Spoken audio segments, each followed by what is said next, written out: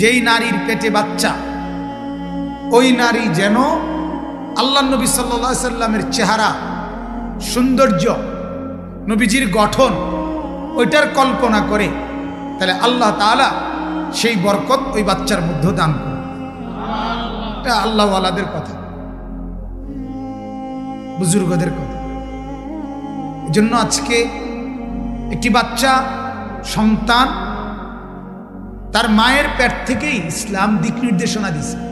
কি করবেন, জন্মের সময় কি করবেন, 7 দিনের দিন কি করবেন, 2 বছরে যখন কথা বলবে তখন কি বলাইবেন,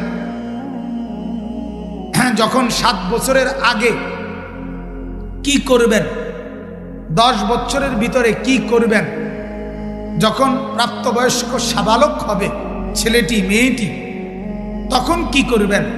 ইসলাম এটা পাই পাই করে আল্লাহর কোরআন এবং রাসূলের সুন্নাত বলে দিছে, কিন্তু গাফেল মা বাপ এটা জানেই না।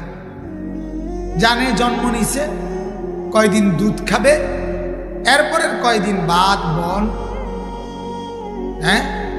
তরি তরকারি, ফাঙ্গাস, তেলাপিয়া, ফুলকপি, ফাতাকপি, দুন্দুল, করলা, আলুর ভর্তা, ডাল, খালাস, এগুলো খাবে আর বড় হয়ে যাবে।